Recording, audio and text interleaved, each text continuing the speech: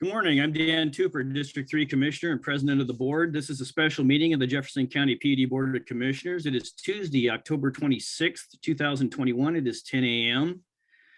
I'm calling us to order by the direction of the PUD Board of Commissioners and in response to the COVID-19 pandemic. Jefferson County PUD is no longer providing an in-person room for meetings at the BOC. All meetings will be held remotely via Zoom. Participant audio will be muted upon entry. Please unmute at the appropriate time to speak. If you're calling in, use *6 to mute and unmute and *9 to raise a hand to request to speak. With that, we have an agenda review. Intro of commissioners, please, to determine we have a quorum. Kenneth Collins, Commissioner, District 2. Jeff Randall, Commissioner, District 1. Thank you, commissioners. So are there any additions or corrections to today's agenda? I see we have a fiber bid selection and review, a broadband discussion, and then presentation discussion on the strategic plan today. Anything else? No. So Not I would from staff. entertain a motion. Did somebody have something there? So I would entertain a motion to accept the agenda as presented. So moved. Second. Been moved and second. Any further discussion? All those in favor say aye. Aye. Aye. Aye. The agenda is accepted. With that, we will move on to item number 3, the fiber bid selection and review. And Kevin, I'll leave it up to you to do introductions today as we move along. Okay. This is a fiber quote for the project that we've proposed down in Quilcene and Discovery Bay. We've gone out to fiber because of long lead items, and it's apparent in the bids that we got back that there are some real issues with fiber and equipment. So in a nutshell, we had 6 bids come back. The low bid that was has at least apparent low bid was Genuine Cable, and their bid for the overhead, the underground, and the drop fiber was $992,952.90. Hey, Kevin, could you give us a brief update on how many miles we were talking about, or what exactly the materials were? So the materials for these 2 projects were a spider web of 12 miles out from each substation. So we would go 12 miles towards the coil, 12 miles towards Peanut Creek, for 12 miles up 104. And then from Discovery, we would go towards 12 miles towards the county line, 12 miles to meet the Quilcene project. We'd come down Highway 20. It spidered out to, I'm drawing a blank, West Valley and Chimicum Roads. So basically it's a spider web of 12 miles out of each substation, pretty much down the major arterials from those 2 areas. The drop fiber was to take it to the home. And so the exact footages I don't have. I can pull them up real quick, but it's a little more complicated because we leave the substation with like 246 cable, and then we drop it down to 144, and then we drop it down to 96 to get to the end, and then go out from there. So our estimate for the fiber and the vaults was approximately 1.5 million. The underground vaults are approximately $200,000, but we're not going to award the vaults at this time. We are just going to award the fiber. There was one inconsistencies with our bid, and Joel is working on this now. We had the lowest bid did not provide a bid bond with their bid packet. So we are going back and making sure we didn't get it through email that got blocked, and we're doing our due diligence. Joel's reviewing it to make sure we're doing the state bid laws correctly. But as of today, on the information we have, the fiber for the Discovery Bay and Quilcene project will be at approximately $1 million. This is a first touch, but we need to order this as soon as possible, and we'll bring it back per our procurement manual. It has to come back to the first scheduled regular board meeting. So it will be on the next agenda, but this is to give the board an update as where we are today. Jeff?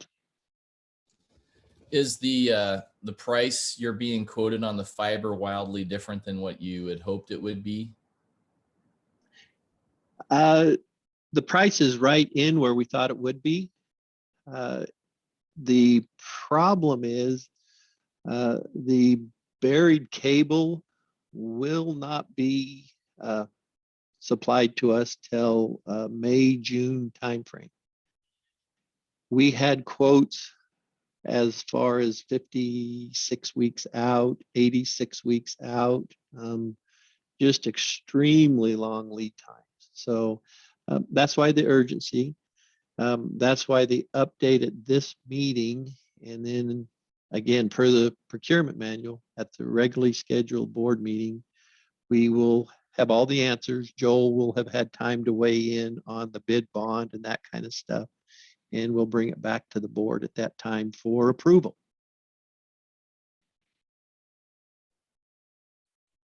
Kevin, and this is tied to which grant proposal or proposals?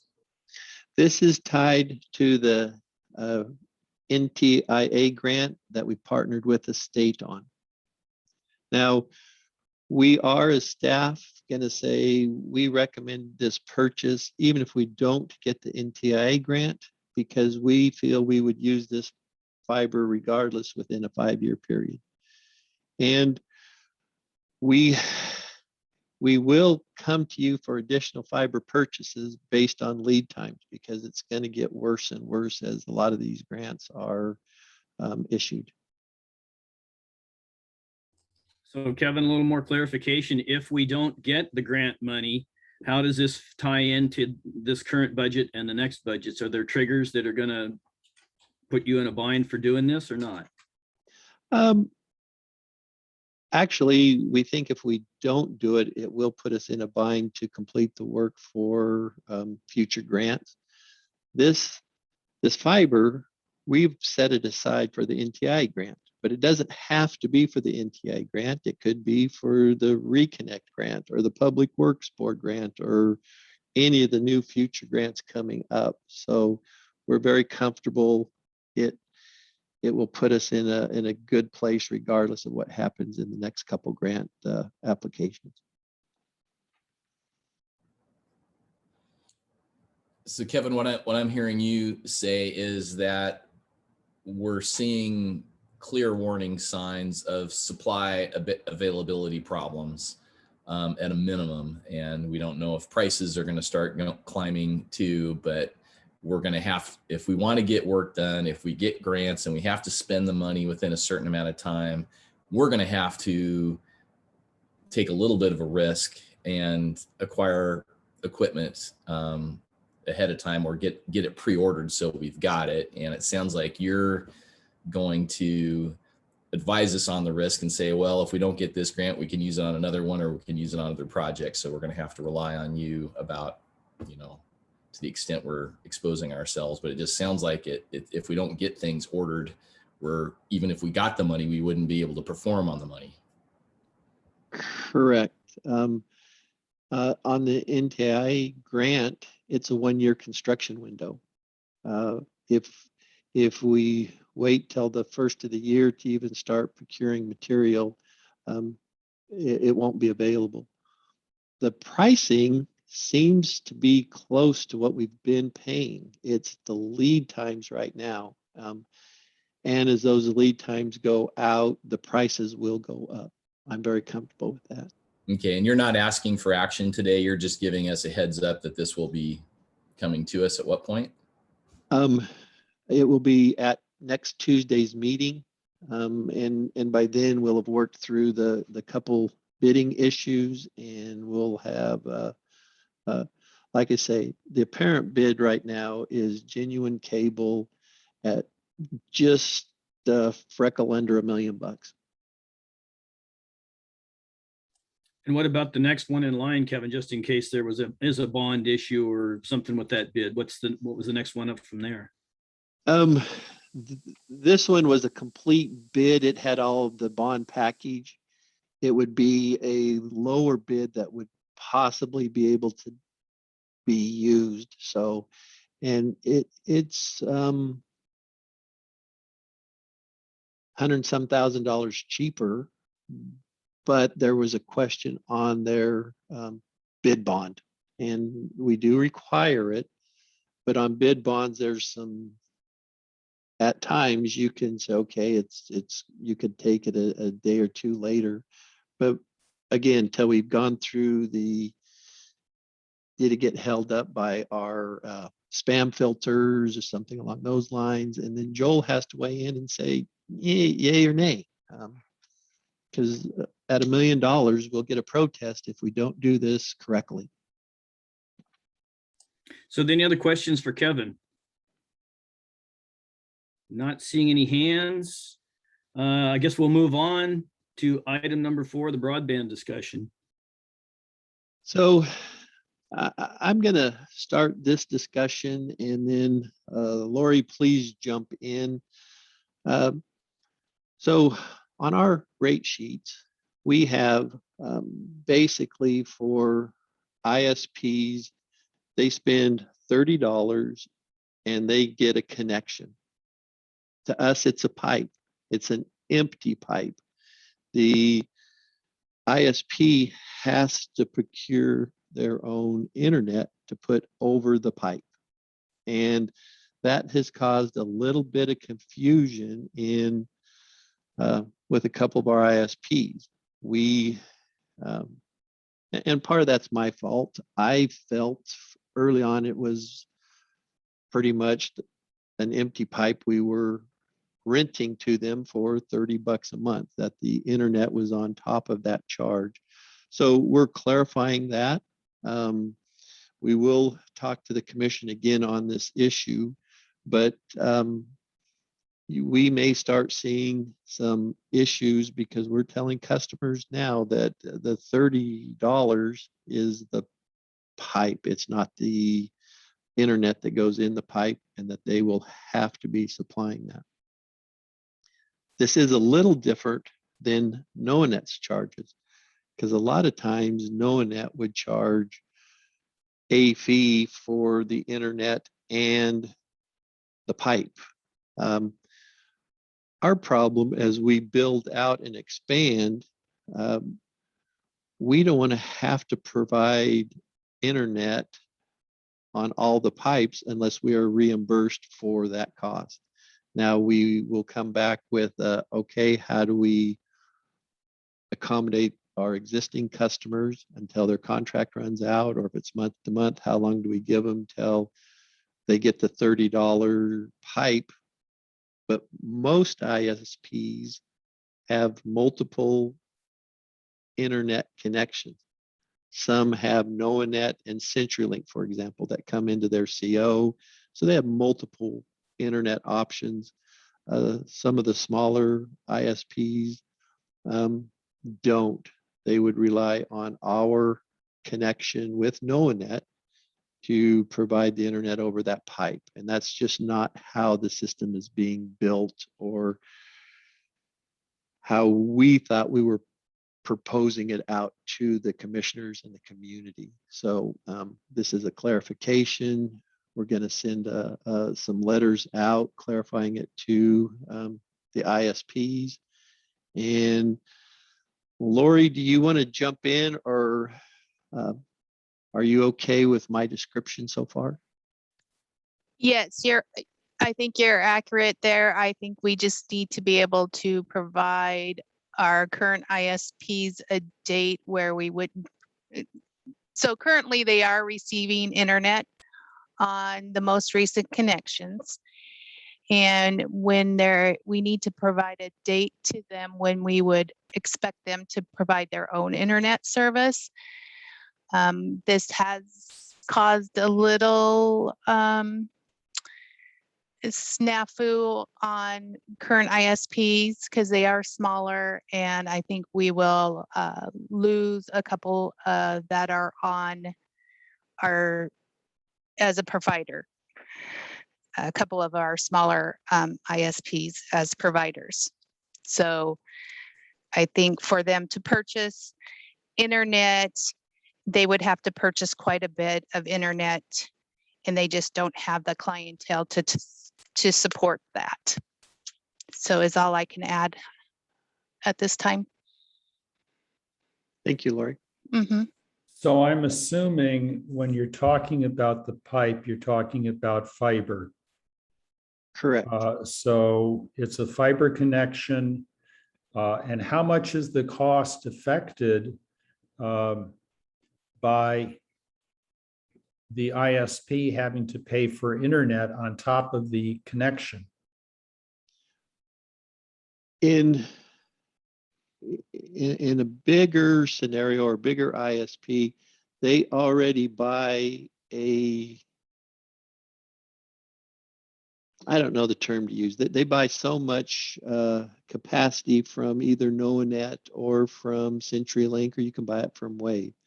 So an example would be Dave Brader out on Marrowstone Island. He buys a connection from NoaNet that he uses to give to his customers.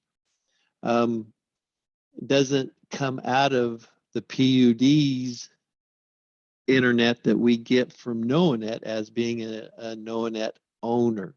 So that's what we're talking about. They would have to pay for that type of connection through NoaNet, Wave, CenturyLink, or possibly the PUD could sell them some internet. But there's some issues there that we just have to work through if we are going to do that. It would be some new policies and some changes need to be made to our program.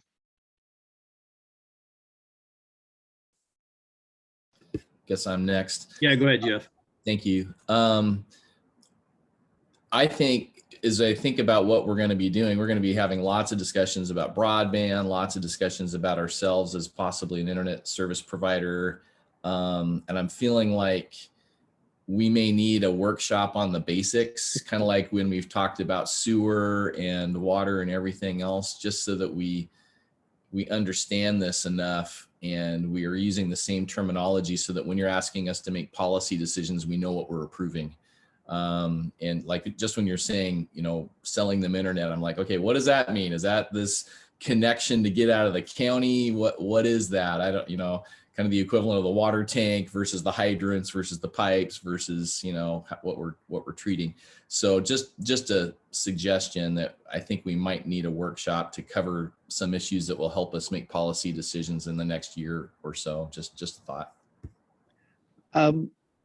We have a bundle of policies and recommendations and stuff that have to come to the board to move us to the next level. And that will be done at a workshop because there are just a ton of small things that have to happen to make all this work. And we're at a turning point where we just have to get some things done. So I guess I would just assume we don't know the same things, or we may need kind of a broadband 101 or something from the perspective of a PUD commissioner. What does a PUD commissioner need to know about the system, how it works, the different players, their roles, what our role is going to be, what the equipment's called, so we can participate on a quality level. Great. So Kevin, if I'm hearing you right, then we're looking at a fee or a rate change if we become the supplier of the capacity for the internet connection, correct? That's the only rates that are really Correct. going to be affected here, correct? Of what we've already put out there. We've notified everyone early on that it was the fiber connection that we were selling at that price that pipe did not include the internet. So we have talked to people about it. We just haven't talked to the board. We haven't brought everybody in. So this was, I'm going to call it the first touch to the board to let you guys know this is really what we've told the ISPs. And again, Lori's correct. Some of them already buy the internet in bulk anyway, so it doesn't affect them. Some have been kind of piggybacking on the network that the PUD already gets through NoNet, and that needs to be changed. So hopefully that's clear. And again, at the upcoming board meetings and some special meetings, we're at a turning point on broadband that has to bring all this together. So Go ahead, Joel. Just along with that, we should probably take a look at our rate sheets and make sure they're consistent with what we intend to do. I think they are, but probably ought to do that too. yes. So any other questions for Kevin on this broadband discussion item? Not seeing any hands. Do we have anybody on the phone, Will? I didn't look here. Nope, nobody on the phone. So, all right, I guess we will move on to item number 5, the presentation to discussion of the draft strategic plan. Kevin, you want to do the introductions? Yes. So Kirk has been kind of the liaison between the directors and trying to get everything through. I believe he's done us a great job. So he's gonna present to the board today. And what the board's gonna see today is what staff recommends and what the board requested.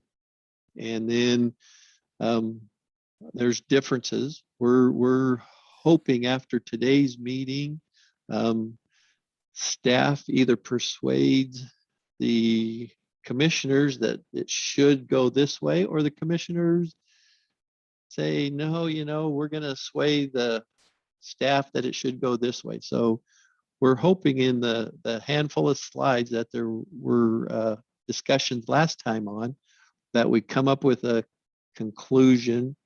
We will move it forward, and then that would end the strategic planning portion of this, and then we'd move into the work plan that accomplishes what the strategic plan lays out. So I am going to encourage all of the directors to speak up.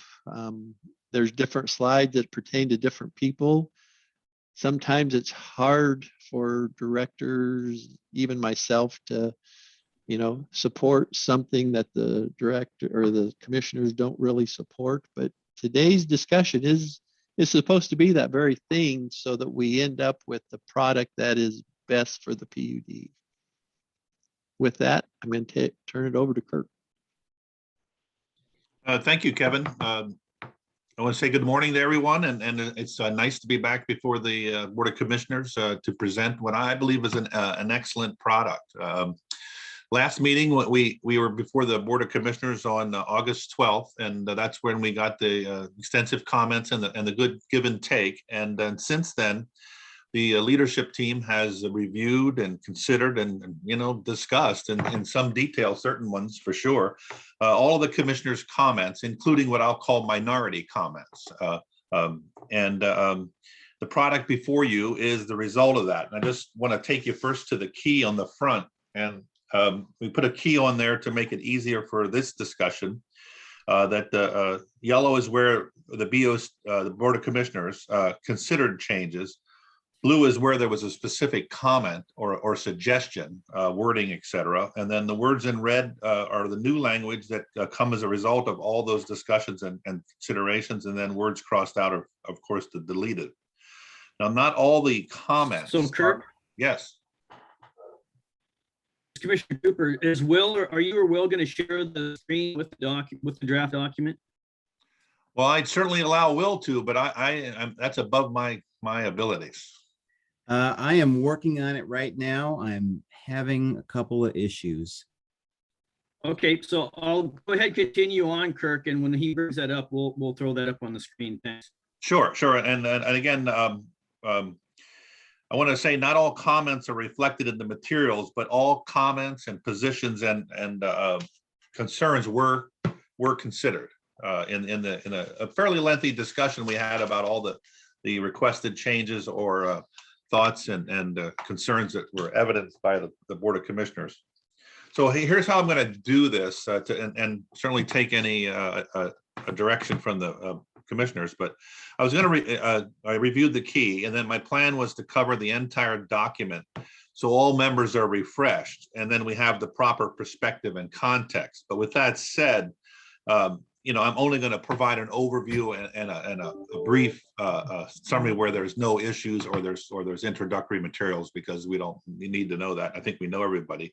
So I'll also adopt the same process as the last review. That seems successful, where I provide an overview of the discussions and the rationale for the areas where changes were suggested or desired. And then I'd ask the leadership team to jump in and correct or add anything or enhance my summary. So with that, any concerns or questions about the process?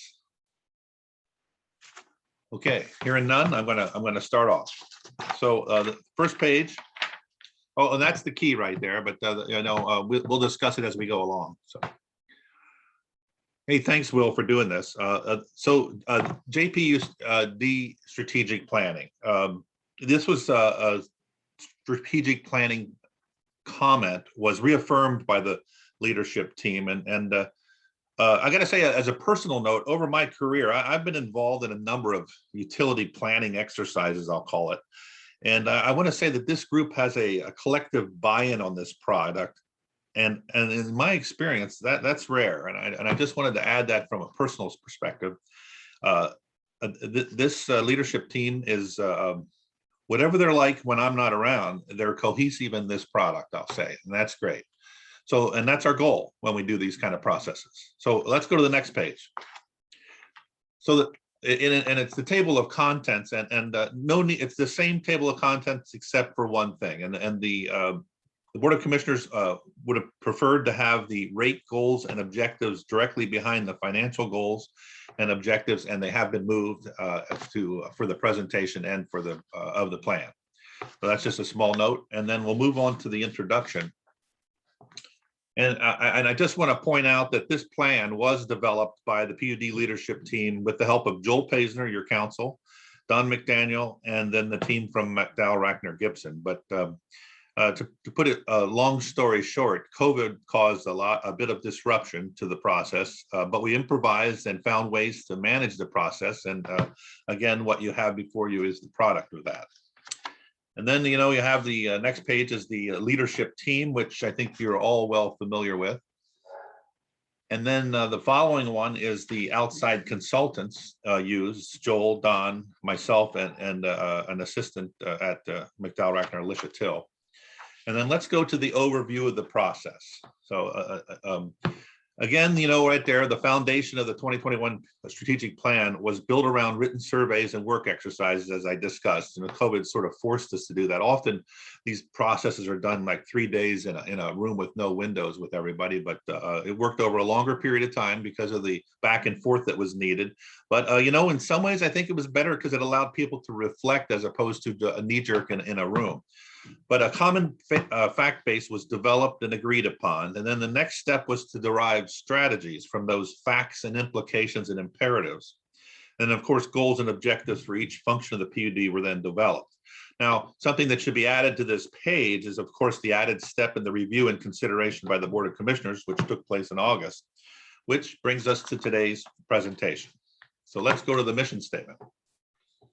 The mission statement, just to refresh, it's the focus on customers' needs, and it says what the PUD wants to be remembered for in a couple of statements. Now, in this case, the Board of Commissioners comment centered on the blue shaded essential utility services, which in the key is indicates blue is where the BOC commented.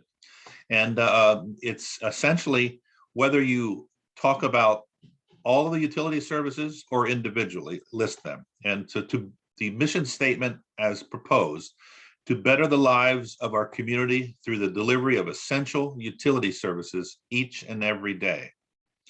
Now, the BOC alternative was to better the lives of our community through the delivery of broadband, electric, sewer, and water service each and every day. Now, they say the same thing. We're just really discussing how to say those things. And the recommendation, after I'd say considerable discussion, was to keep the original language. It is more concise and allows for future flexibility should there be yet another utility service. And it does not indirectly favor from the perception of the reader through the arbitrary listing. Now, they're presented here alphabetically. You could do it otherwise. You could do it as they became part of the PUD, and I guess that would be sewer and water, then electric, and then broadband would be the things. But generally speaking, it was felt to be unwieldy. And it also, if you specifically lay out the utilities, the specific utility services, it tends to allow the community to not differentiate, to differentiate between the services, compare and contrast. And the leadership team wanted to be perceived as a whole in the community. And I'll stop right there and throw it open to the leadership team, Kevin, anybody, Don, to comment on it. Then we can turn it over to the BOC using the same process as the last time. I'll jump in here and hopefully make it easier for some of the other directors to jump in. This had a lot of discussion. This was probably the biggest item that we talked about. And for all the reasons Kirk mentioned is the reason we think it should be left alone. But it is depart a little bit from the commissioner's direction. So it had a lot of debate on this one. So Jeff? So I'm just kind of curious what was kind of behind the debate, and I'm wondering if there's some sensitivity between the divisions about their relative importance or priority, or however you would want to express that. I'm going to jump in here too, and then hopefully Sam will come in. And please, I'm being serious here. Early on, the electrical side kind of felt as second-class citizens to the water side of things. Because water was here, they were established. I don't think that's necessarily the feeling on the water side. They probably feel, opposite, but there are some strains between the different divisions. And as broadband grows, there'll be, some, I'm going to say, competitiveness there also. So, Sam? Yeah. Oh, yes. I'll just jump in real quick. That tide has switched between what Kevin just mentioned to what the reality is now, but also in a more practical, not to have competitiveness between the utilities. Even from an outside perspective, doing water quotes, and they'll say, well, can you send me to electrical PUD? And I'm thinking, well, we're the same place. I know that, you call me for water quotes, and you may call an electrical engineer for electric quotes, but in the public, we're also viewed as a separate entity, and bringing us together, I think it is very important for public perception as well as internal camaraderie.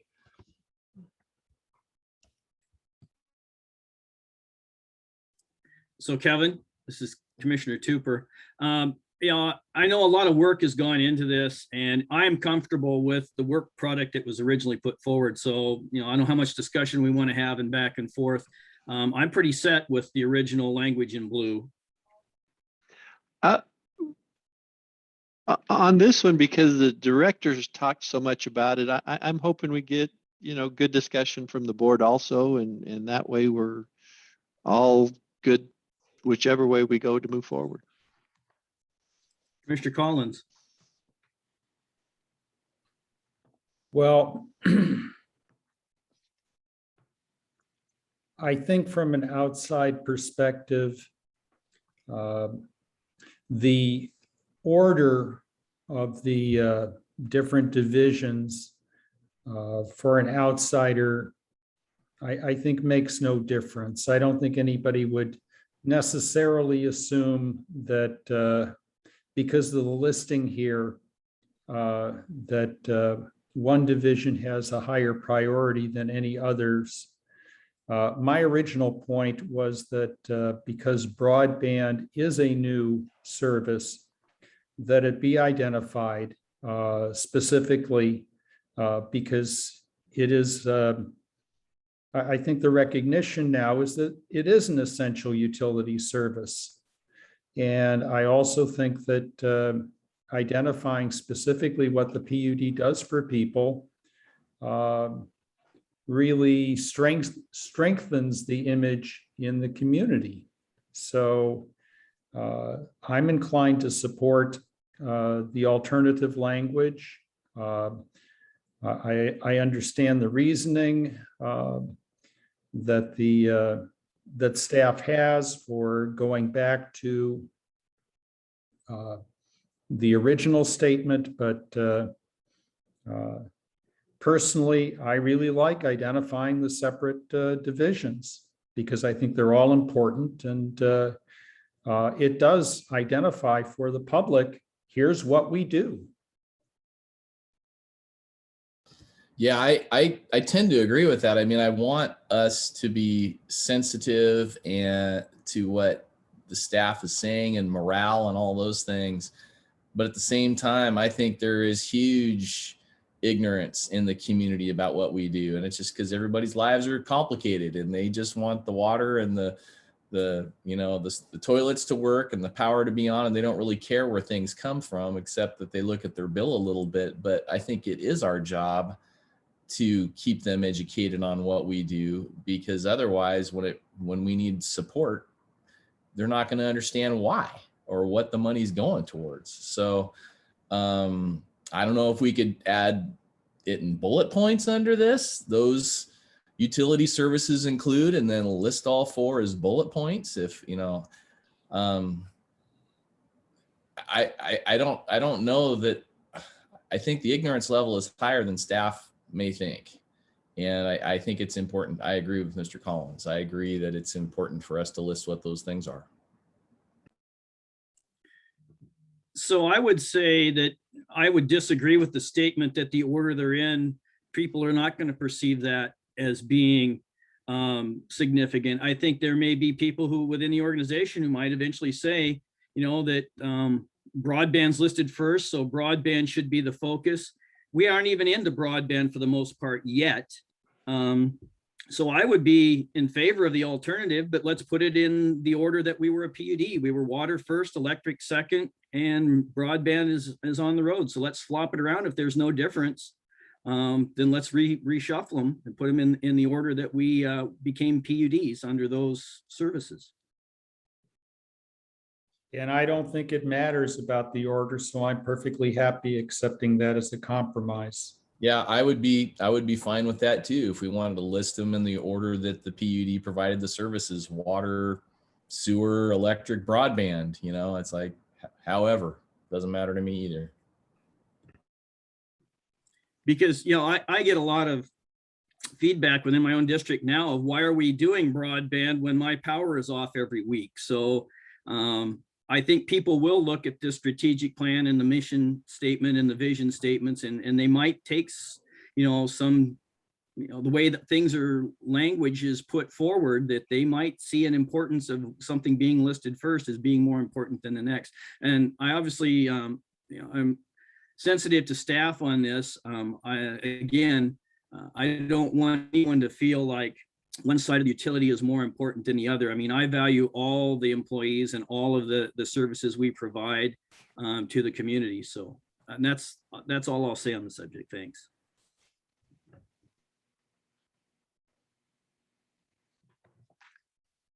Okay, So- oh. No, go ahead, sorry.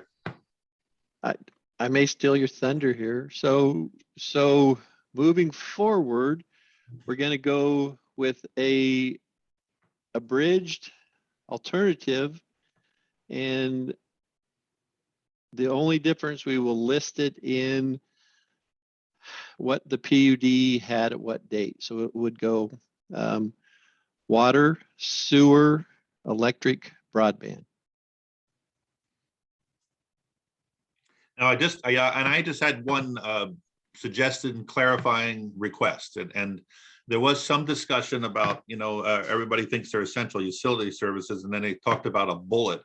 Would you want essential utility services and then in parens, water, sewer, electric, broadband? Is that too much? Is that not enough? And that's my only clarifying thing, was it would show the essential utility services, and then it would be deeming those 4 in parentheses as essential utility services. I get that gets into the unwieldy, but if it's the commissioner's direction, that would be one way that you could do both.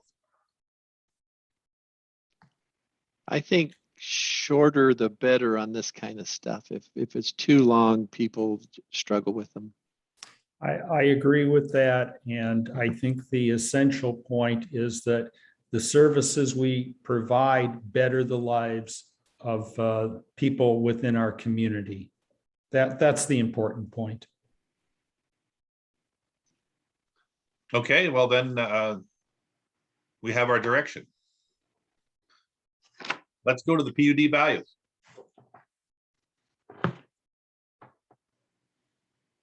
Now, PUD, just a refreshment again, is the PUD values are the core beliefs, the guiding principles that never change in an organization. And the values in this case become part of the PUD's strategic foundation. Now, the BOC mentioned a couple places about it, and I'm just going to go through them and then discuss them as we go along. So innovative, sustainable, future focused, responsive and engaged, service driven, solution oriented, act with integrity and respect. And then well, I'll just stop there because those weren't things, but what the responsive and engaged and the accountable to the community and each other, they were combined for efficiency, and it now reads responsible and accountable to community and each other. The leadership team was strong about the service-driven, solution-oriented, and act with integrity and respect. They felt that that was necessary, and by saying act with integrity and respect, they meant to all customers, citizens, and fellow employees, and that was important to them. The deletion of the accountable to the community and each other really reads well when it's responsive and accountable. So that sort of saved the bullet and made it more comprehensive. And then that's the way it would turn out. So it would be responsive and accountable to community and each other. And the staff is recommending that they keep service-driven, solution-oriented, and act with integrity and respect. And the last one is more that it's in the general, not just the customers, not just the citizens, but it's all of those plus the fellow employees. And I'll stop right there.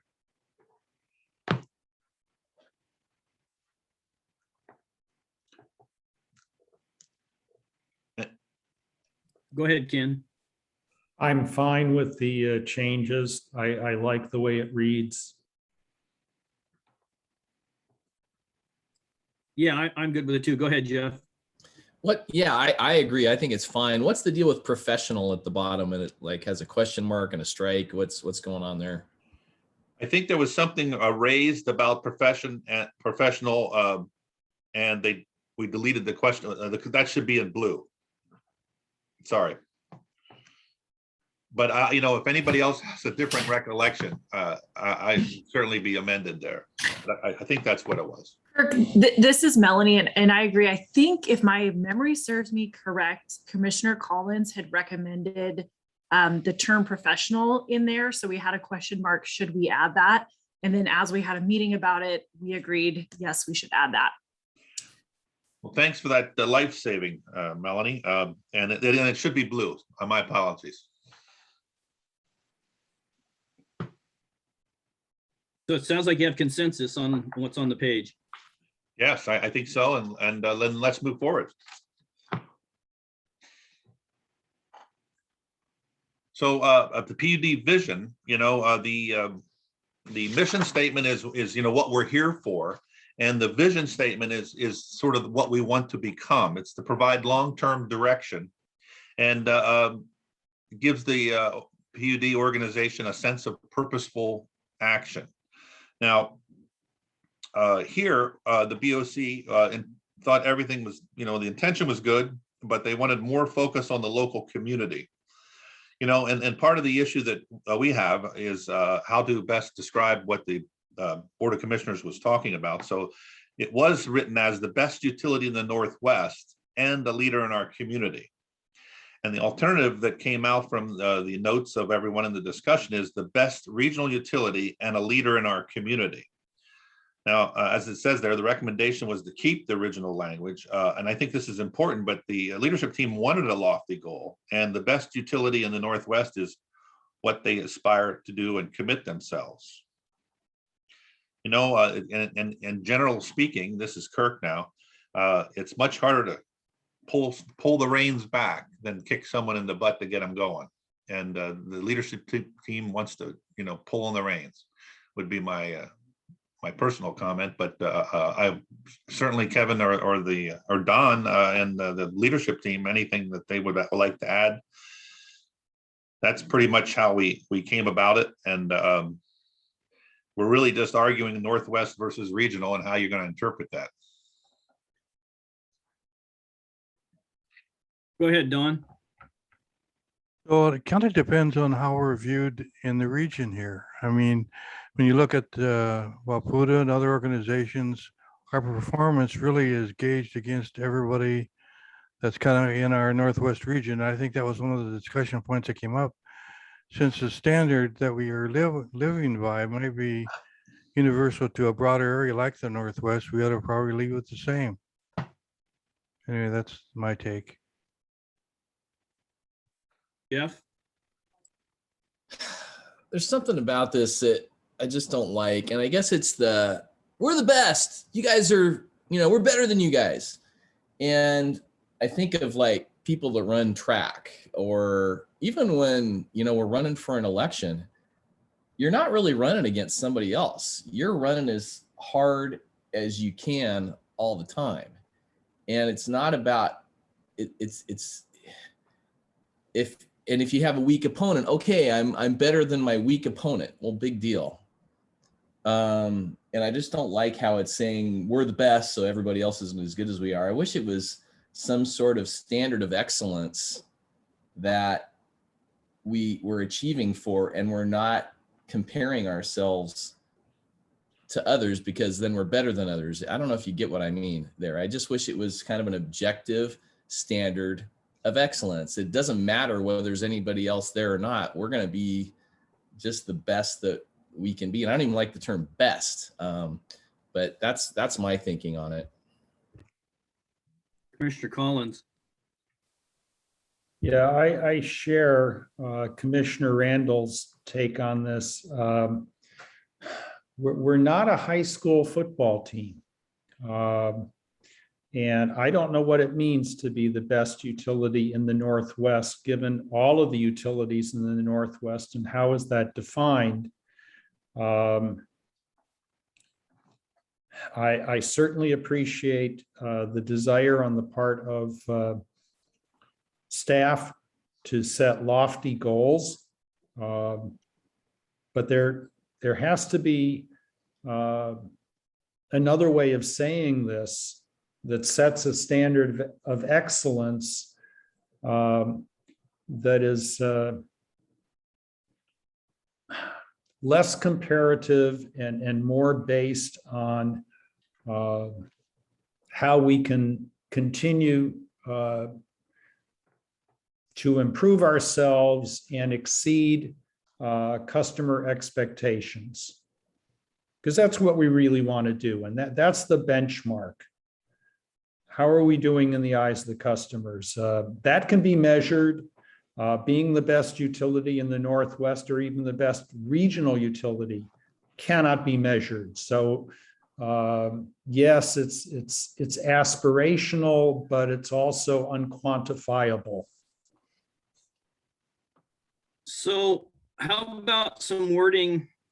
I just threw this out here real quick, maybe putting down something like a leader in the region as a supplier of essential utility services. Maybe we tack in the community some way into that, something like that, and more falling in line with what the other two commissioners are thinking, or something different. I guess I'm kind of looking for, it sounds like we're wanting to change the entire paragraph there. Jeff?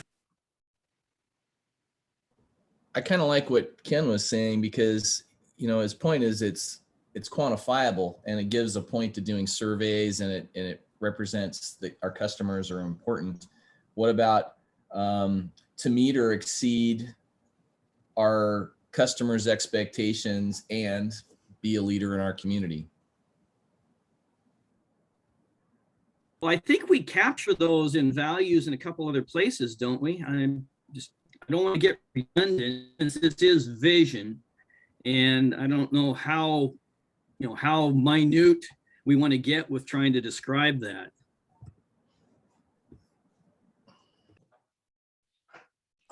Yeah. So I know in a perfect world, you don't compare yourselves to others, but let's take rate setting, for example. We do look at what our other utilities are setting their rates when we do rates. We do look at outage statistics compared to not only neighboring utilities, but in our Form 7 on the RUS, we do it a national comparison to other utilities. So I do think in the utility world, whether it being water, power, even broadband is nothing but statistics. Are you up 99.9% of the time? So I do think, to say this, the best utility in the Northwest, in the utility industry, it's a little bit different, because those comparisons are made every day. And so I do think there is a place for that. That's my 2 cents. I'll be quiet. Go ahead, Mike. Well, so just kind of tacking on to what Kevin was talking about, the state auditor's office, they rank us amongst the other PUDs. Right now for 2020, we ranked 17th in revenues and 18th in expenses. So there is comparisons out there between us and other utilities in the North, especially in Washington. So there are ways to compare us to others and see how we are related to other utilities. So just to throw that out there. And to throw it back, yeah, there are certain metrics that are measured by various agencies, but this is not public knowledge by any stretch of the imagination. Our customers have, I would say, close to zero awareness of how we are measured in comparison to other utilities. And there must be some way of saying to continuously strive for excellence and be a leader in our community. If I could just assist in the development here, I'd like to just take a moment and read some of the other vision statements from other organizations that you, some of you, I'm sure, will be aware of. And for example, Amazon's is, our vision is to be the Earth's most customer-centric company to build a place where people can come to find and discover anything they might want to buy online. Now, Mattel is to be the premier toy brands, today and tomorrow. Susan G. Komen for The Cure is a world without breast cancer. Nova Nordis is the world leading diabetes care company, is what they want to be. You can see how it starts flowing. And then DuPont to be the world's most dynamic science company, creating sustainable solutions essential to a better, safer, and healthier life for people everywhere. And then one more is Heinz, which we all are familiar with, to be the world's premier food company, offering nutritious, superior tasting foods to people everywhere. And the only thing I'll go back is we can certainly do what anything that the commissioners come up with. It's just we want to provide that long-term direction and a sense of purposeful action. And I just wanted to give you those as comments of they do go across the board as to what a vision is, but it is to be aspiring. Jeff? I was going to ask Kirk to kind of back up a little bit and remind us kind of what a vision statement is and how it's different from the other things, but I'll just comment on, I still have that question or that request, but I just want to comment on some of the visions he shared. And, you know, some of them use premier or best or whatever, but then they go on to express what that means and, or how it's measured or something. And I think that there's just, yeah, that's my thought on that. But could you just back up and just say, you know, one-on-one, vision statement means what? Okay, a strategic vision should provide long-term direction, delineate what kind of enterprise the PUD is trying to become, and fortify the PUD with a sense of purposeful action. The vision of the utility serves as a unifying focal point for everyone in the organization. So we're looking at, you know, you remember the bridge analogy, and I'll try to remember it, but we have the mission statement of what we're doing. And then when we cross that bridge and use our values to get there, on the other side of the river is what we want to get to, the vision. And that's where we want to, you know, we build all these parts with the goals and objectives to get to the vision. You know, and it can be anything you want. I mean, you know, there's no rules.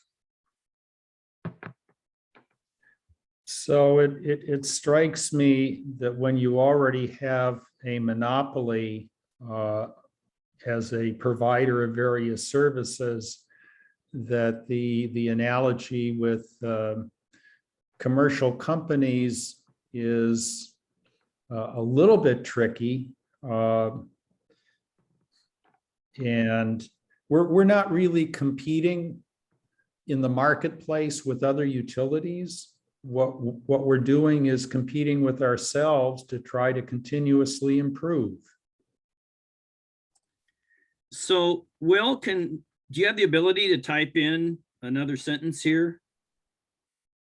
No, Gene's running this one and it's on the PDF, so. Okay, so again, I'm going to amend my previous statement with, I revised a little bit. So how would something like this sound to the commissioners? To achieve excellence in the region and our community as a supplier of essential utility services. Would that capture what we're trying to do here?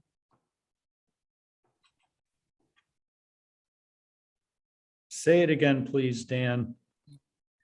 To achieve excellence in the region and our community as a supplier of essential utility services.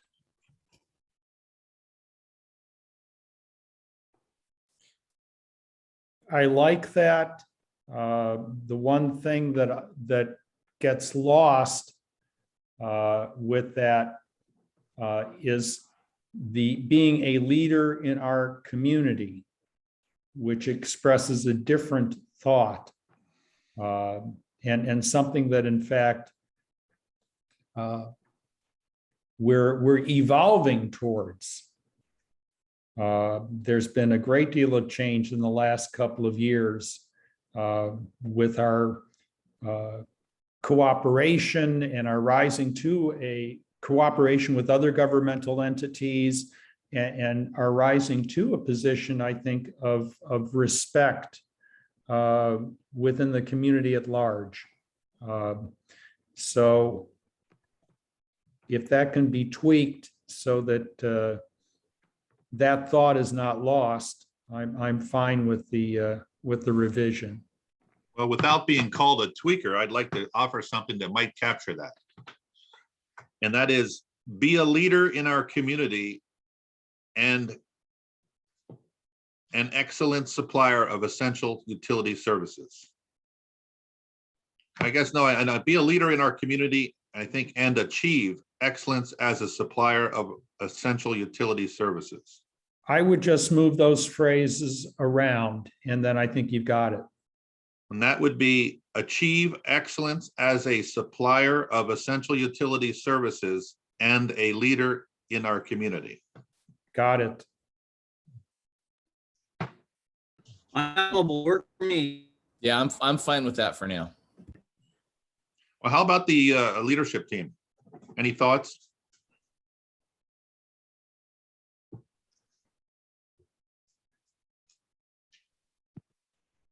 I like the loftier goal, but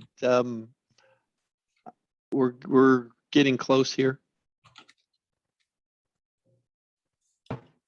Eric, can you repeat that again? I'm really sorry, I got No, distracted. that's all right. No, that's all right. You know, I got a lot of scribbles here too. I started off with achieve excellence as a, and it's either supplier or provider of, I prefer provider of essential utility services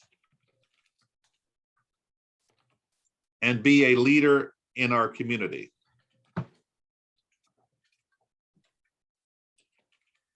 And I'll take any corrections, but I think that's how I captured it. That sounds good to me.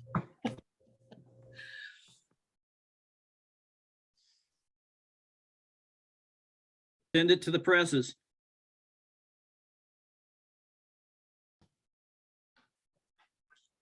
Thanks, Kurt. Yeah, no, let's just put it up there to make sure that it everybody can see it in writing, because it's sometimes you know, memory is a funny thing.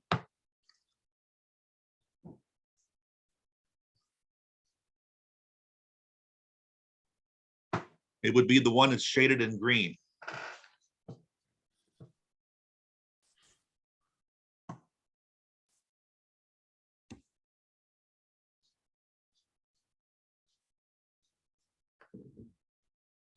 Works for me.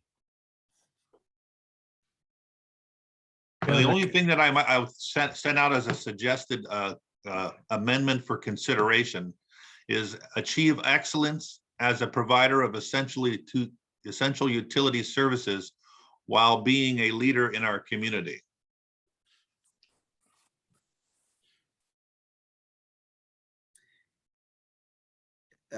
Yeah, I'm a little, having achieve being the primary word for the vision is like, it seems like we can have a better word than. How about achieve. strive for? Yeah, strive for. Pursue, achieve as a lofty goal.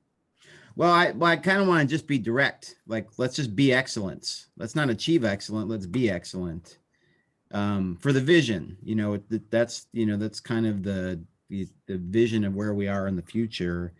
I was kind of leaning towards something like provide excellent service, great value, and serve as a leader in our community. And I like the word serve in there as well. I don't know what other people think. Well, again, we don't want to kind of get redundant with our mission statement and other, you know, our values that we've already stated. We kind of get a little bit redundant. This is just for vision. So I don't know how far into the weeds we want to go with verbiage. Will, could you type up the one you just said? Gene will have to do it. Provide excellent service, great value, and serve as a leader in our community.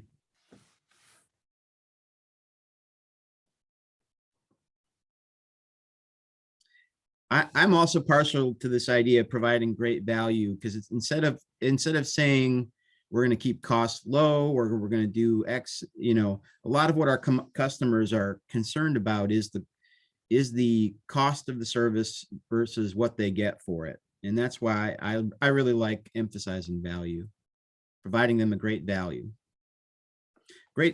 Provide excellent service, great value, serve as a leader in our community.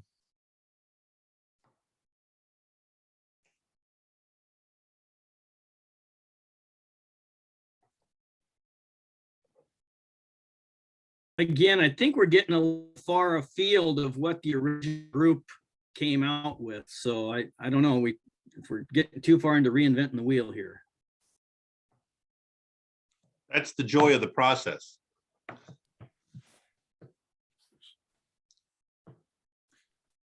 I'm good with Will's suggestion. I think that really captures what we should all be striving for. And I like the addition of great value.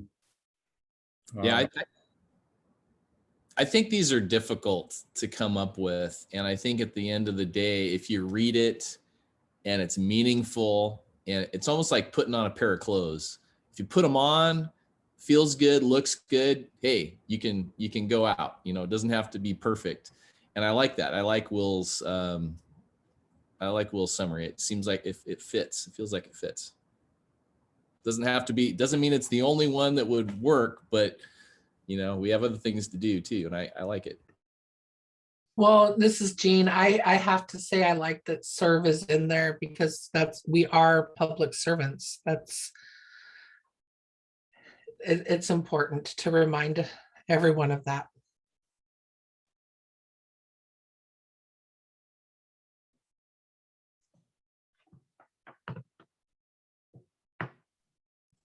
Well, there's a fine line between mission and vision. This could almost be looked at as a mission statement too. So I'm ambiguous. It doesn't matter as long as we can get something in the can with this.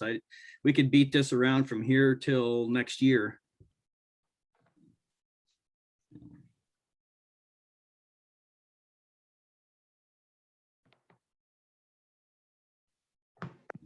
So what I think I heard is we will go with Will's changes and move on. Is that correct? You know, let me throw this out just for consideration. You know, I get paid by the hour. You know, we talk about, you know, the confluence of the mission and the vision, but I think if we just say this, provide great value and serve as a leader in our community, we've got the vision. Because service is in the mission statement and it goes throughout it. But if we just provide great value and serve as a leader in our community, that's pretty aspirational. I just throw that out.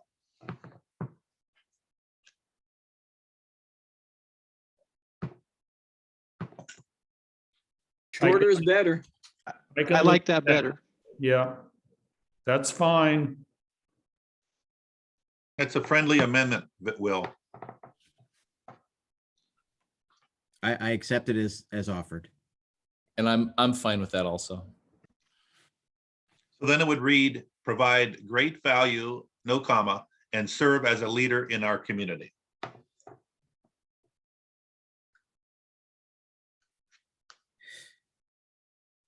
What makes this a little difficult is that the customer actually sets the standard for performance, which can change. So this kind of captures an opportunity for us to be nimble within value and providing service to the community. So I like it.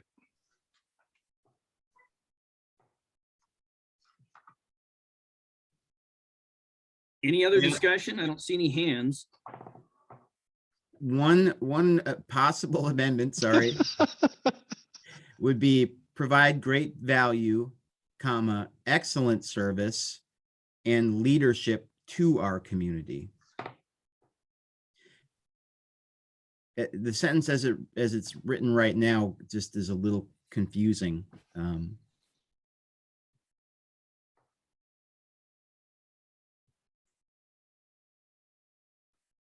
Can you express that one, Will, too? Last part. And excellent service, comma, and leadership to our community. I'm just trying to make it so that the sentence made sense. Provide great value. I'm sorry, Gene, I'm probably, when it was stated as provide great value and leadership in our community, the question becomes, well, who's providing it then? Even though it's our vision, this is a little clearer. And I'm for just in the line of taking out the excellent service. And if you wanted to put it that way, you'd say provide great value and leadership to our community. that would work as well. I'm a little partial to the excellent service, but I accept the brevity. Yeah, I think we take the excellent service out, but that's just my 2 cents. Yeah, the more you start to state that kind of stuff, the more people are going to beat you up with it. So don't you start setting specific standards, and just like the verbiage of what comes first versus what comes last, people are going to interpret that how they want to interpret it. I think a little bit of ambiguity here is probably a good thing. So getting rid of excellent service. The last amendment was provide great value and leadership to our community. So the 2 commas and an excellent service would be out. I'm starting to have a great respect for Alicia. Why didn't you before? What's going on, Gene? I did. It's just massively increased. So since we're not finished with this yet, provide outstanding value and leadership within our community.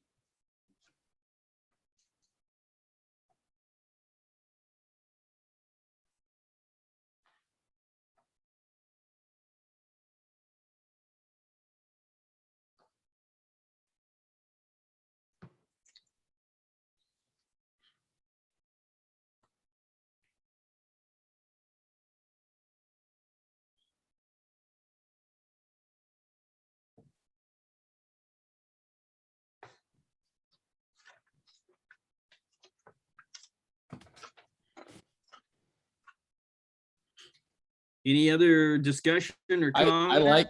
I like outstanding.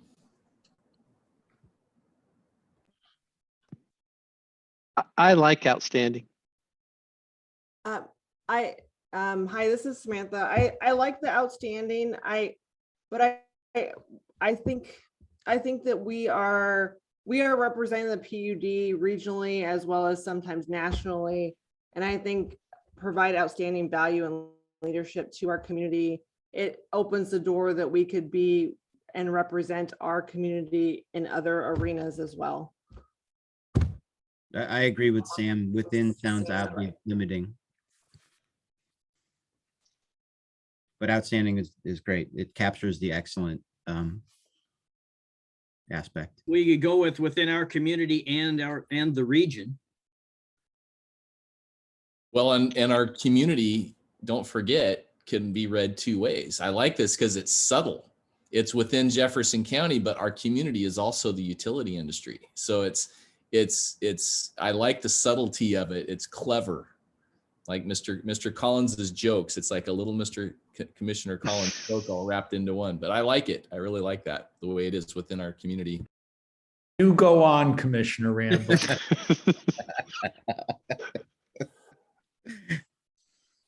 So are we there? Is there consensus now? I'm not hearing any negatives, so looks like we're going to go with the second bullet in green.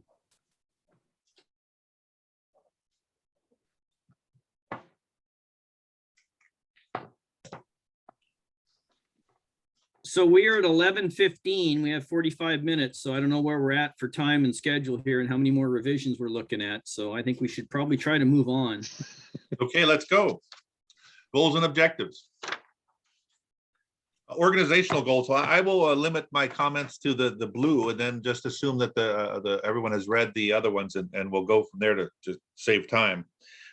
Maintain customer service levels that meet customers' needs was the original, and there was discussion about, well, we don't want to more than just meet it, we want to exceed them. And the leadership team felt strongly that exceeds the customer needs is where they wanted to be focused.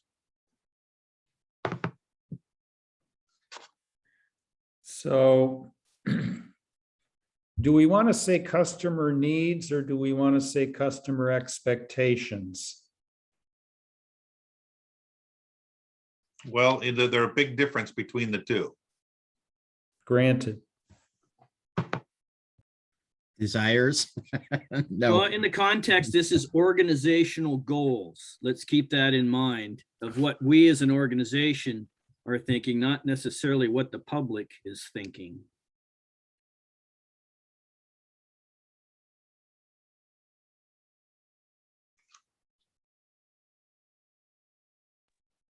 But I'm okay with customer needs. Yeah, I'm okay with it. Okay, then moving on. Okay, then we go to organizational objectives, which again are the goals and objectives. So these are the organizational objectives. And it's my understanding that you know, some of the activities based on these have already been started. And that's where I'll leave it. There's no changes here, or none were discussed with the Board of Commissioners.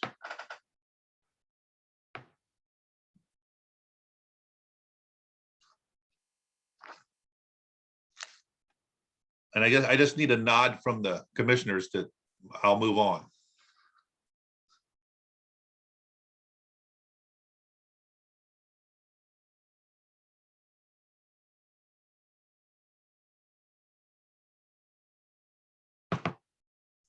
And Jeff, are you guys good with this page?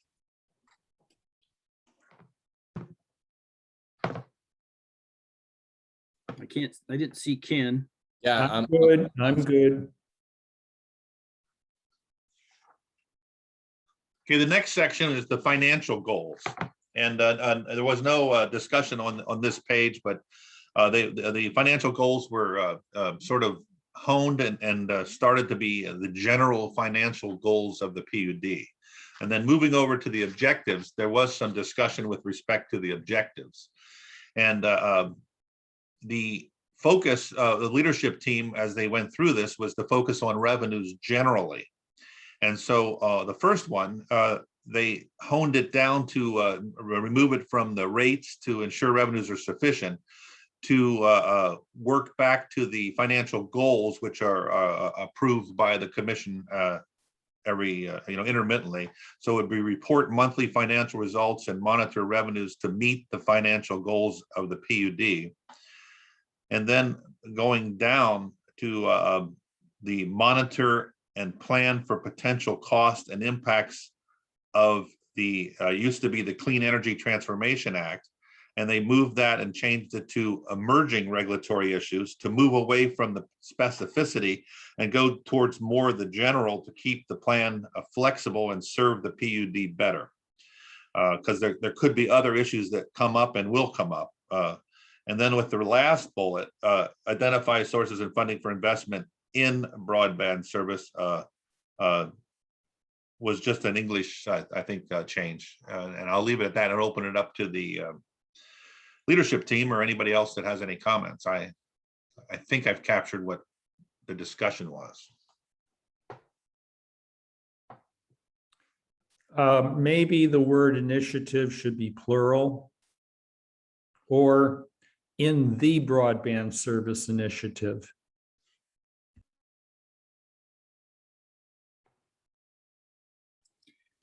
Well, again, to not try and segregate our lines of service, water and sewer could be argued that we're going to have to come up with funding for those. The electrical side, I don't know what kind of funding opportunities there are for electrical, but I think we should be a little more generic at looking at sources and funding for more than just broadband. Water is definitely, and sewer, as the Hadlock Sewer project goes forward, if we get more and more involved with that, I think this should be a little more generic than just broadband.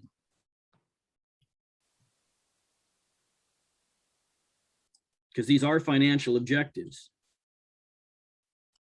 Well, then it could read, identify sources and funding for investment in the PUD service initiatives.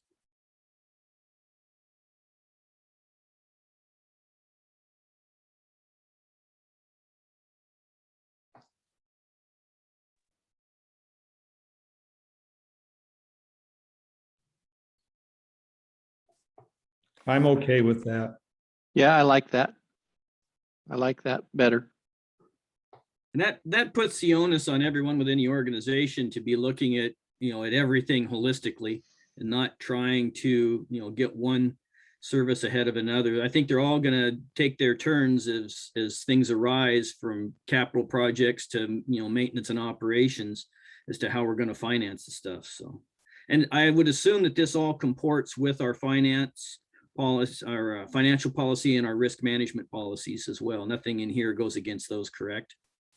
That's correct. And that's one of the reasons for the changes to the first bullet, was to make sure that they did adhere to the overall financial goals that are adopted.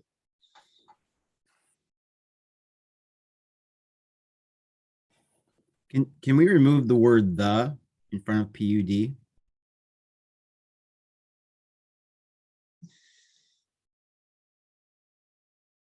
Is everybody okay with that?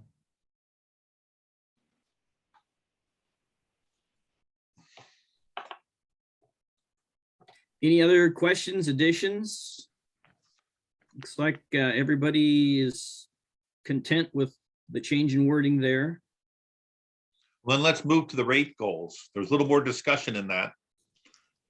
And now the rate goals follow the financial goals and objectives as requested. And there was no discussion about that. I think it was pretty much general agreement.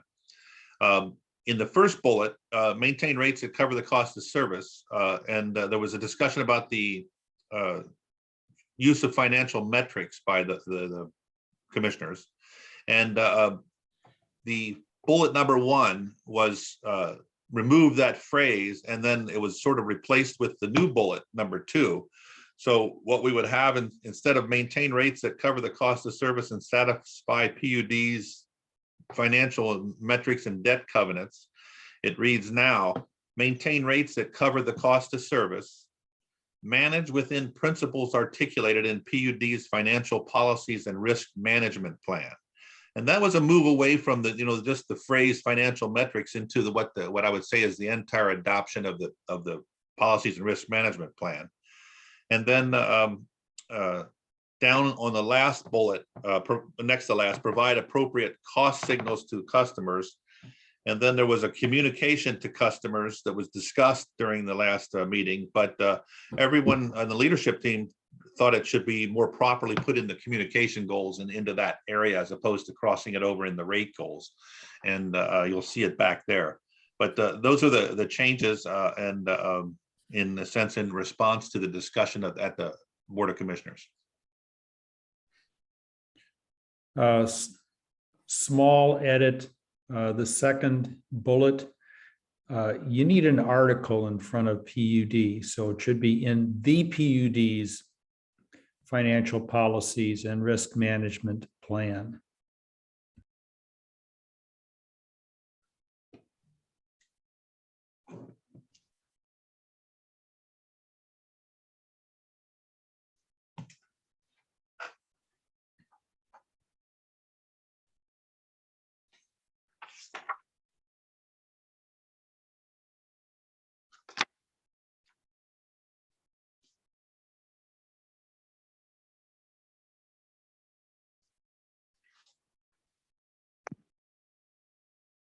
I like these changes.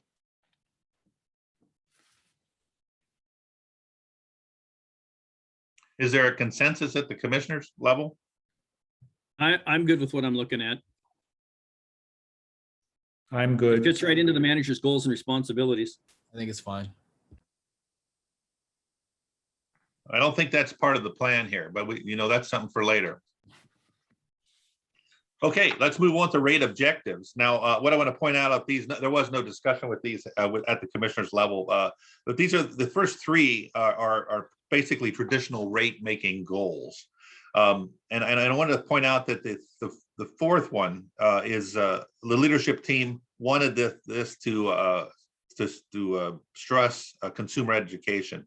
And I think it's a really good objective, especially for a consumer-owned utility where the people went out and said, we want these utilities. And that I'll just stop and any comments?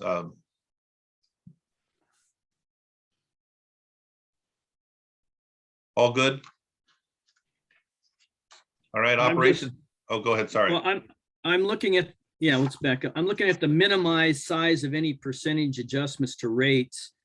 I'm not exactly sure minimize is the word maybe to look for there. I again, I'm spitballing, so I didn't have anything prepared for that, but just looking at it there, we're not always going to be able to quote unquote minimize. So I'm just trying to think, we're going to have to do what we have to do at times.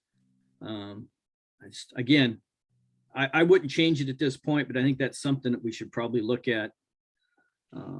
Allow me to respond to it this way. In the traditional rate making on utilities, you do want to minimize the percentage adjustments so there's not what they call rate shock.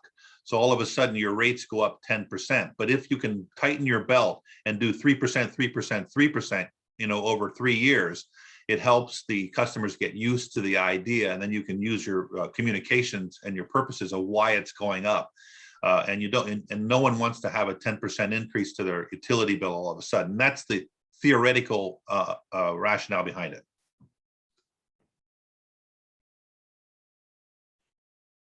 Yeah, like I say, just the word minimize, I'm drawing a blank at the moment. I know I know there's a term I'd like to use, but it's escaping me at the moment. Maybe that term is equalize. There you go. That's a start. Consistent, something more with more consistency to it. Equalize is possibly a word to throw in there. Minimize seems, again, a little bit too definitive, maybe. It doesn't leave us necessarily a little bit of breathing room there. People could say, you're not minimizing this time around, and just leave ourselves a little bit of an open door there. Well, a couple comments. Equalize is a different issue. It's not the size of the rate increase. Equalize is more of a rate design issue, is who's getting to pay and who has to pay based on the cost of service when I read that.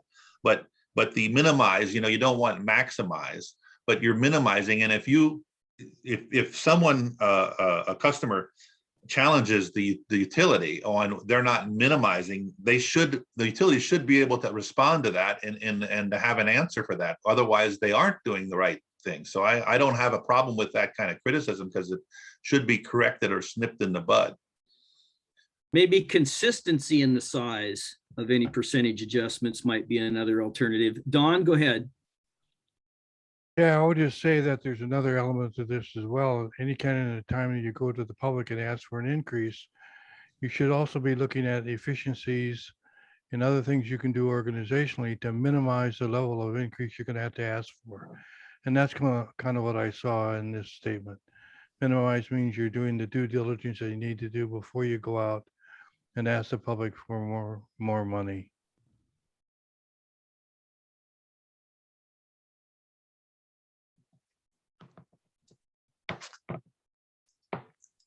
Yeah, I personally like it because it's saying, we're reluctantly increasing our rates, and it's to cover costs, and we're trying to keep it as low as we can. And it's also saying, as Kirk said, to try and reduce a giant jump in any one year. So it's saying multiple things at the same time. And these are sort of the guardrails on you, right? So you're going to try and reduce the number of rate adjustments. You're going to be transparent about what the costs are behind them. And then you're going to strive to minimize the size of any particular percentage adjustment to the customer. So I think when you read them all together, they kind of come as a package. Go ahead. I can live with it as it is. Yeah, so can I. Good discussion, Dan. Okay, that sounds like operation goals. So there was no issue raised with respect to the operation goals. That's a good thing. And I guess when I get the nod, we'll go to the operational objectives.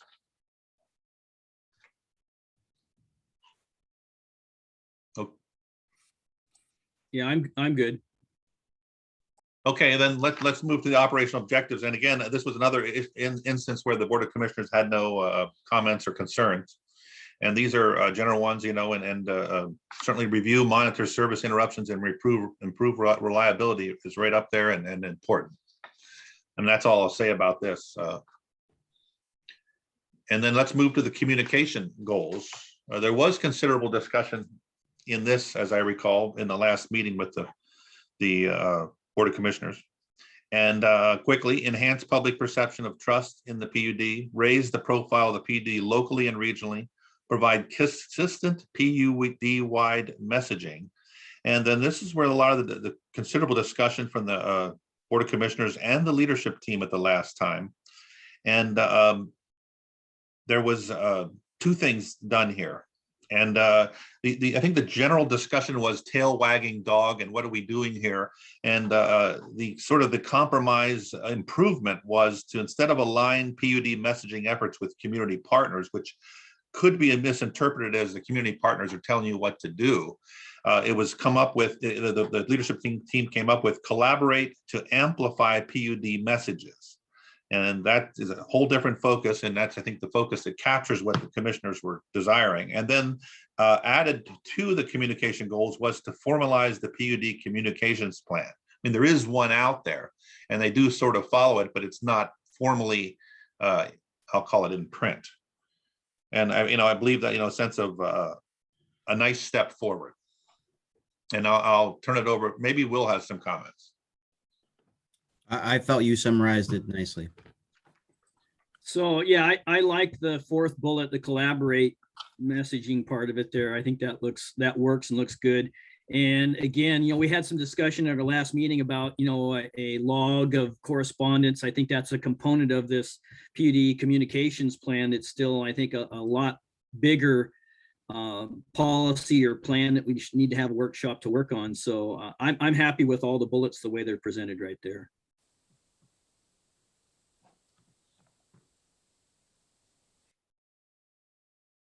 Yeah, I'm good with it also. Just checking to see if we're all aligned. I'm okay with it.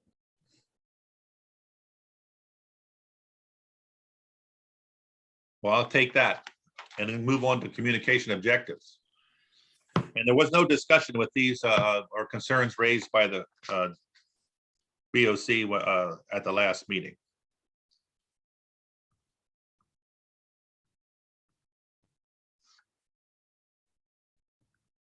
And then move to conservation and sustainability goals. There was some discussion here, and I'll just go through them quickly. Promote efficient use of PUD resources. Align PUD policies to reflect community attitudes regarding efficient use of resources. And then this one had a little comment in it, is take a leadership role in community programs to conserve and optimize the efficient use of PUD services. Optimize and efficient was felt to be redundant, and so it was streamlined to and optimize the use of PUD services.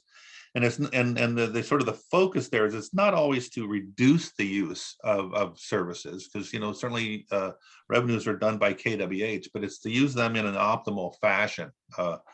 And then the fourth bullet, where the question was explore local power opportunities. There was no dispute about the work in that area, but the phrase develop resiliency of essential utility services was just a rephrasing of the sort of the broader goal to include more than just generation and keep it open to all alternative possibilities. And that was the purpose of that change. And I'll stop there and ask anybody to comment or amend and change what I thought. I'm happy with what I see at the moment.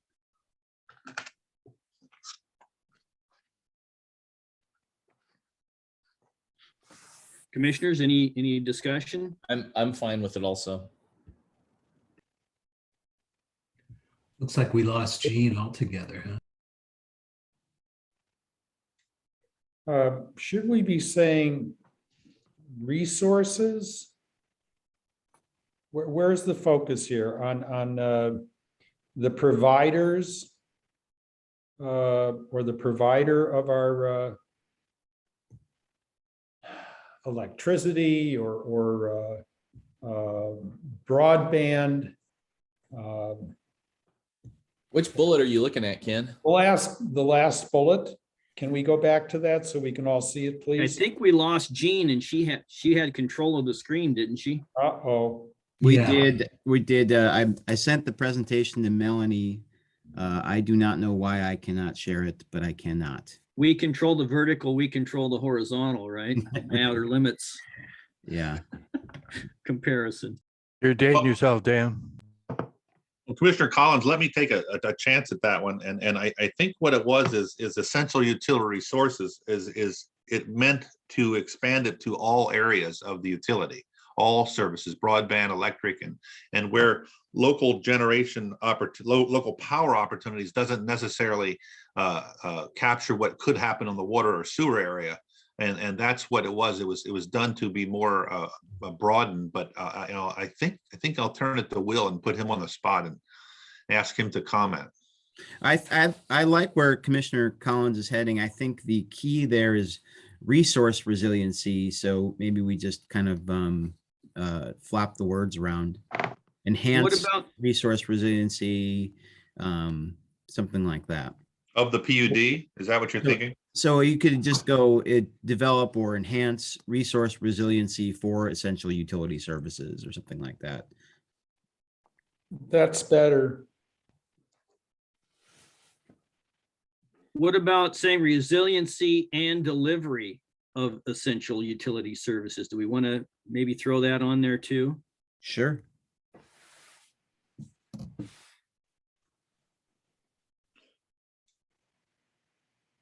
Well, my only thought is, I guess I want you to explain that, because we do have delivery of essential right now. You want to develop it. It's already developed. It doesn't work with the resource resiliency phrase. Yeah, I agree with that comment.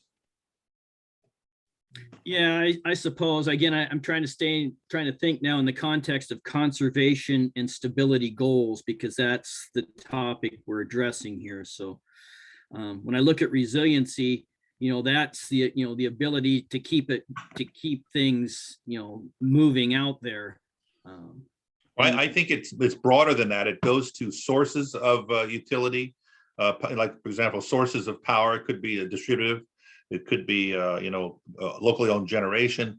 The resiliency is also the hardening of the assets, the facilities and the transmission and all that stuff. It's sort of baked in there, and it keeps it, I guess I would say, more aspirational in general. Yeah, if it makes more sense without the delivery part, that's fine. The original sentence looked good. And I think what we're looking at right now is on the table is develop resource resiliency of essential utility services. Correct me if I'm wrong, Will.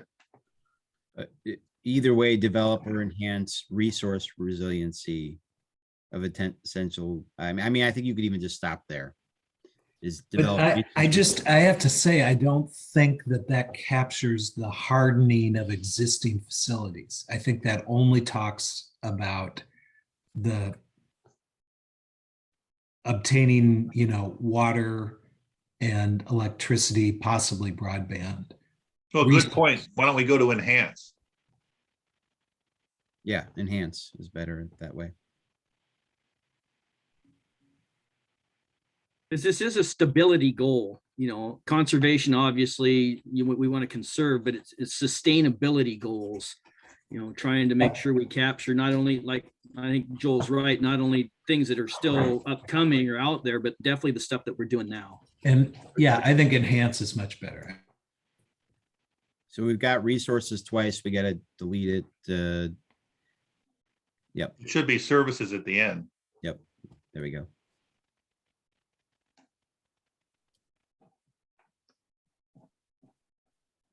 That looks fine.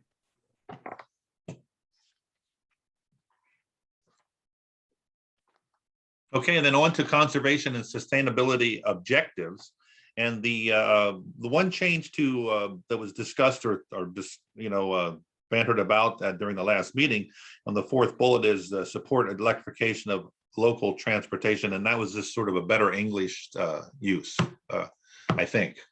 And I'll just stop there. They all wanted to think about it, and this is EVs and maybe public transportation, but it's whatever that is. But it was just an English switch, not the emphasis.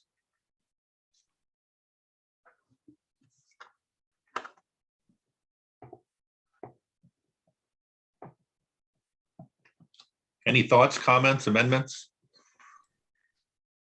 Maybe something between support and electrification to better qualify or quantify, what support means. That could just be taken as we're just going to spend a bunch of money regardless of whether it makes sense or not. For lack of a better way of phrasing it at the moment, it seems like there should be a couple words in between support and electrification to kind of qualify and quantify what exactly we're trying to say there when we say support. And I'm gonna I guess ask maybe Joel and Kevin to talk about this, but the support was a purposely, I think, to be a little vague because that there's things where you can promote, hey, everybody should go get an electric vehicle, and there's other things where you could put in electric vehicle charging stations, and it could be that you just want to have a customer awareness on certain things. So it is that's my recollection, but I'll stop. We had a lot of discussion because it could go so many ways, and I think we ended up with support because it does leave it a little vague that it's not only money, it's infrastructure. There's a lot of things that go in with that support. So I don't know how to put something in there and have it not be limiting. I like the way it reads right now because it lets you review each proposal on a case-by-case basis. And it support electrification. It implies you're going to listen, and then you're going to evaluate it, whether it makes sense or not. I like it as is. Yeah, I can live with about cost of, the people don't just, say that any amount of money could be thrown at this is what we perceive as being support. So, but I'm fine with the way it reads. That sounds like it's sold. Next page, questions or comments for the good of the order. And I just want to say quickly, thanks to Jean and Melanie for jumping in and being Alicia today.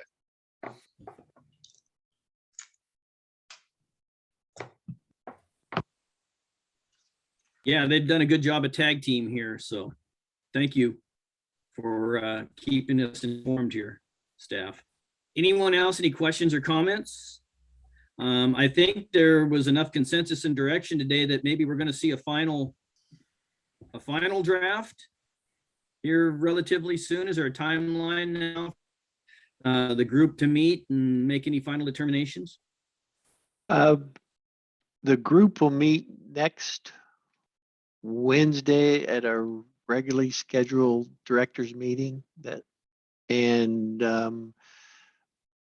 after that, we'll send it off to the commissioners as a final draft. So how far in advance timelines here? How far in advance of a meeting where we could conceivably do a final approval are you thinking here, Kevin? How long will we have to review it before the opportunity to adopt it? So I believe we will bring it to the board. I'm gonna have to bring up my calendar on the November 16th meeting, because the directors all meet on Wednesday the 3rd. We'll get it to the board the 4th probably. That would give you guys plenty of time to do review, and then we'll bring it to the meeting on the 16th.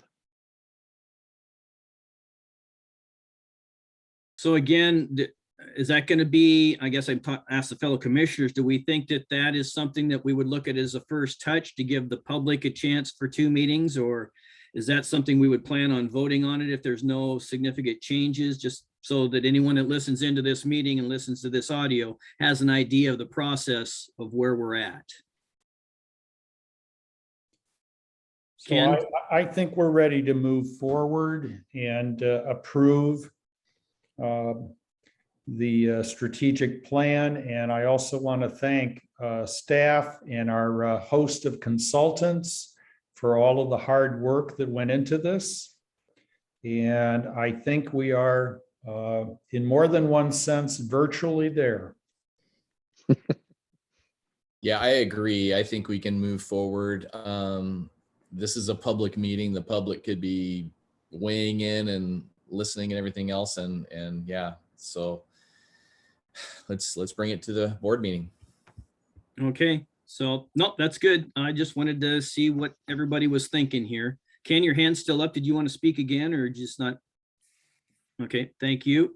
So anything, any public comment at this point? I know we had 1 or 2 people on from the public. Is there anyone else who wants to weigh in at this time? Last call for comment.